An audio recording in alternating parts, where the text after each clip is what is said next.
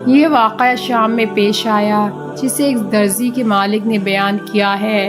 کہانی کے راوی کہتے ہیں، میں ایک درزی کے کارخانے کا مالک تھا اور میری ایک ہمسائی تھی جس کا شوہر فوت ہو چکا تھا اور اس نے 3 یتیم بچے چھوڑے تھے۔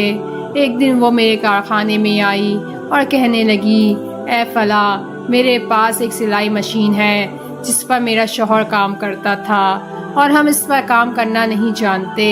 میں چاہتی ہوں کہ ان یتیم بچوں کی کفالت کروں۔ کیا میں اس مشین کو آپ کے کارخانے میں لا کر آپ کو کرائے پر دے سکتی ہوں تاکہ مجھے کچھ آمدنی ہو اور میں اپنے خاندان کا پیٹ پال سکوں؟ میں اس کی بات سن کر شرمندہ ہو گیا، اور شرم کبھی بھی برائی کی طرف نہیں لے جاتی۔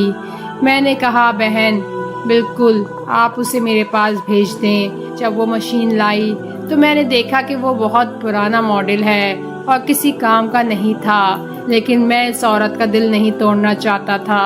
میں نے اس سے پوچھا، بہن آپ اس مشین کا کرایہ کیا لینا چاہتی ہیں؟ اس نے کہا 3000، اور یہ واقعہ جنگ سے 20 سال پہلے کا ہے۔ میں نے اس سے 3000 دیے اور مشین کو ایک کونے میں رکھ دیا کیونکہ وہ کسی کام کی نہیں تھی، لیکن میں نے اس کا دل نہیں توڑا۔ ہم 10 سال تک اسی حالت میں رہے۔ ہر مہینے جمیل آتی اور مشین کا کرایہ لیتی، جبکہ مشین کارخانے کے کونے میں پڑی رہتی اور کوئی کام نہیں کرتی تھی۔ 10 سال بعد ہم نے چھوٹے کارخانے کو ایک نئے کارخانے میں منتقل کیا جو قصبے کے کنارے پر تھا۔ جب ہم سامان منتقل کر رہے تھے تو میں نے کہا، جمیل کی مشین بھی لے جاؤ۔ کارخانے کی مینیجر نے کہا، سر، ہمیں جمیل کی مشین کی کیا ضرورت ہے، کیوں اسے لے جائیں؟ میں نے کہا، یہ تمہارا کام نہیں، بس اسے لے جاؤ۔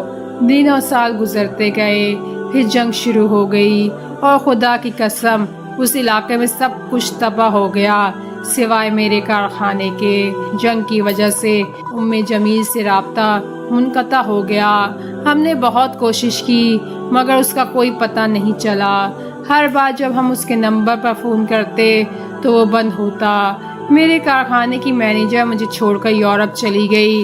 2 ماہ بعد اس نے مجھے فون کیا اور کہا، میں نے ایک خواب دیکھا ہے اور میں چاہتی ہوں کہ آپ اسے سنیں۔ میں نے پوچھا، وہ کیا خواب ہے؟ اس نے کہا، میں نے خواب میں سنا ایک آواز کہہ رہی تھی، فلاں کو کہو کہ جمیل کی مشین کی برکت سے ہم نے تمہارے کارخانے کو محفوظ رکھا۔ کہانی کا راوی کہتا ہے، میری جلد کانپ گئی اور آنکھوں میں آنسو آ گئے۔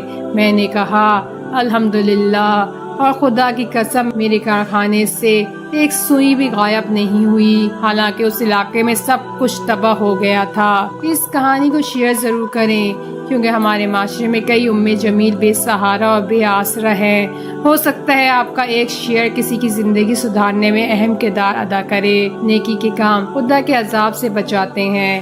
اگر آپ کو یہ کہانی پسند آئی ہو تو ہمارے چینل سنو اردو قصے کو سبسکرائب کیجیے۔ شکریہ۔